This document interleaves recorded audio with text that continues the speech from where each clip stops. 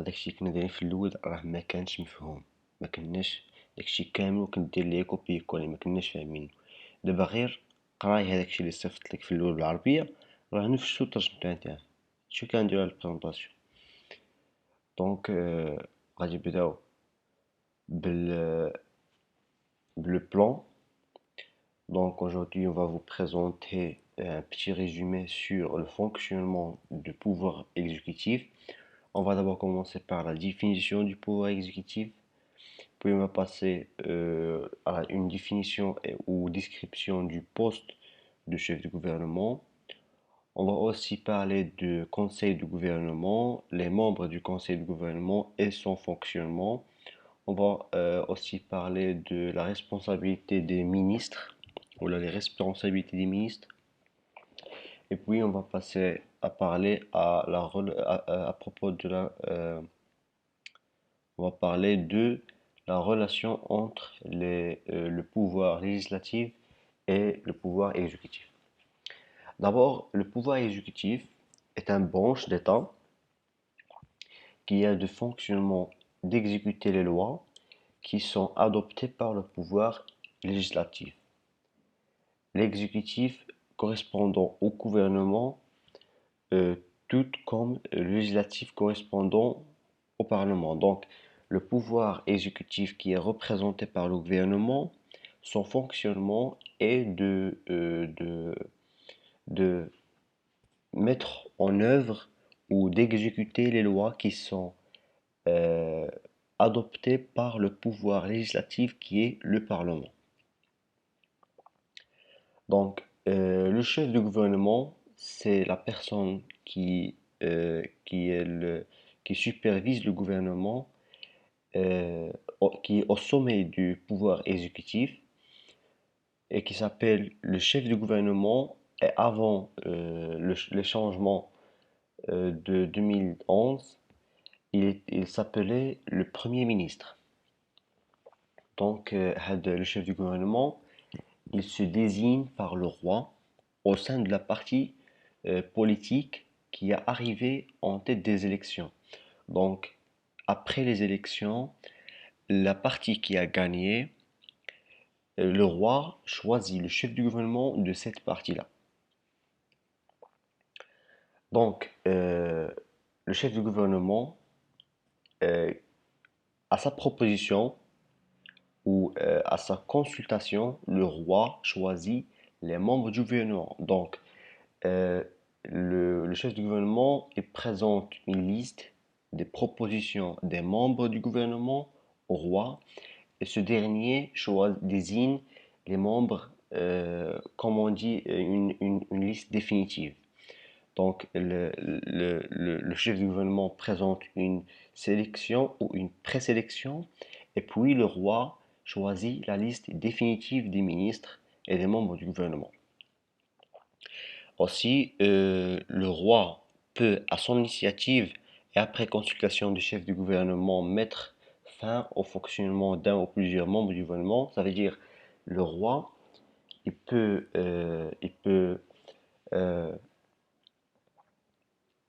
mettre fin au fonctionnement d'un membre de. Donc, si un membre de gouvernement ne fait pas son travail, il peut être rejeté par le roi, mais à consultation du chef du gouvernement. Donc, le roi doit consulter le chef du gouvernement avant faire ceci. Aussi, le chef du gouvernement peut demander au roi de mettre fin euh, au fonctionnement d'un ou plusieurs membres du gouvernement. Donc, si le chef du gouvernement trouve que quelqu'un ne fait pas son travail comme il faut, il peut demander au roi de l'arrêter de travail. Donc, maintenant, on va parler du conseil du gouvernement. Donc, le conseil du gouvernement est constitué des ministres et des secrétaires généraux sous, euh, sous le chef du gouvernement. Donc, sous la présidence du chef du gouvernement, le conseil du gouvernement s'adresse aux questions et textes suivants. Donc, la politique générale de l'État, avant sa présentation au Conseil des ministres, également les politiques publiques, aussi les politiques sectorielles, aussi les questions actuelles liées aux droits de l'homme et l'ordre public. Le Conseil du gouvernement, il discute tous ces points-là, donc les politiques générales de l'État et les politiques publiques, et aussi les politiques de chaque secteur, donc le secteur de l'éducation, le secteur de la santé, le secteur de la coopération étrangère, etc., etc. Et aussi, il parle des événements qui ont, comme aujourd'hui, les événements de مهم خليك ساعات نعرفوا les événements تاعش. Donc, le conseil du gouvernement aussi, il, euh, il discute les projets de loi, donc مشاريع قوانين. Parmi le projet de loi de finances, donc قانون المالية, avant le dépôt au bureau de la Chambre des représentants. Également, le Conseil du gouvernement discute les décrets de loi, discute aussi les traités ou les muahadat et les conventions internationales اتفاقية الدولية avant leur soumission au Conseil des ministres, avant d'être exécutés par les conseils des ministres. Le Conseil du gouvernement aussi nomme les secrétaires généraux ou les أمناء العامين et les directeurs centraux, donc les directeurs des centres, les administrations publiques et les présidents des universités, les doyens et les directeurs des écoles et des instituts supérieurs. Le chef du gouvernement et qui est le président, comment on peut dire, le président du conseil du gouvernement, informe le roi des consultations, des délibérations du conseil du gouvernement, donc le Moudawat, comme on dit en arabe. Donc maintenant, on va parler des responsabilités des ministres. C'est trop simple. Donc chaque ministre, ou là, les ministres sont responsables chacun des secteurs dont il a charge. Ils accomplissent les missions qui qui leur sont confiées par le chef du gouvernement et rendent compte au conseil du gouvernement. Donc les ministres, chaque ministre a un secteur à directer. Donc le ministre de l'Éducation, il a une mission de travailler sur les sujets de l'éducation. Et après qu'il exécute une mission, il fait un rapport pour le présenter dans une réunion avec le conseil de gouvernement. Les ministres peuvent éléger ou éléguer une partie de leur attribution au secrétaire d'État. Donc le secrétaire d'État, c'est comme un deuxième ministre qui travaille avec le ministre et qui peut l'aider dans ses missions. Donc si le ministre ne peut pas atteindre une réunion ou ne peut pas atteindre un événement, il peut déléguer son secrétaire d'État ou bien il peut, si le ministre ne peut pas signer un traité, il peut déléguer sa signature au secrétaire général, au secrétaire d'État qui peut signer à sa place. Donc les membres du gouvernement sont pénalement responsables devant les juridictions du royaume pour les crimes et délits comme l'exercice de leurs fonctions. La loi détermine la procédure relative à cette responsable. Donc les membres du gouvernement ne sont pas donc ils n'ont pas une amination. Donc si un membre du gouvernement commis un crime, il va être puni par la loi, selon la loi qui va déterminer avec, le procédure. Ici, on va parler des rapports entre le pouvoir législatif et le pouvoir exécutif, aussi dit la relation entre les deux pouvoirs, législatif et exécutif.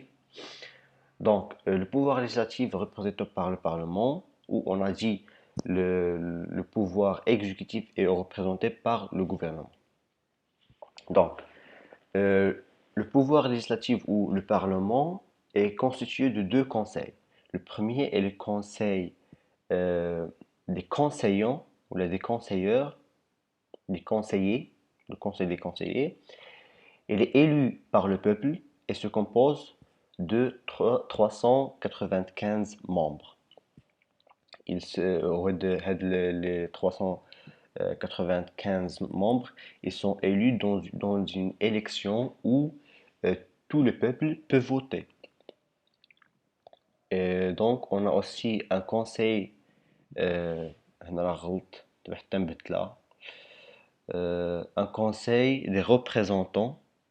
Il est un peu plus divers et se compose de 120 membres, dont on a les représentants des collectivités territoriales, les chambres professionnelles et les représentants des syndicats.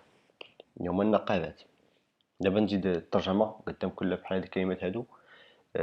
Les collectivités territoriales, les chambres professionnelles, غنزيد قدامهم الترجمات من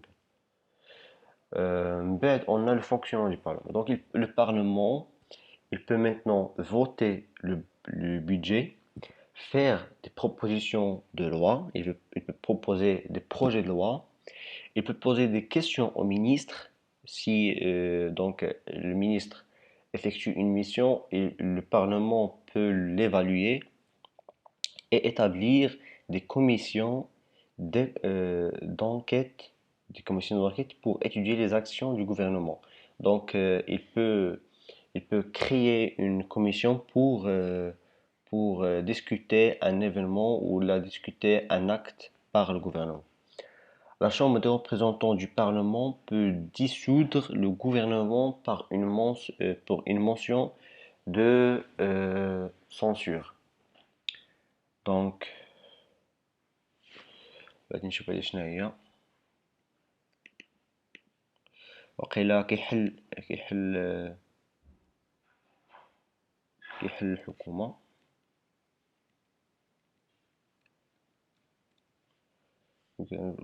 حل الحكومة وي.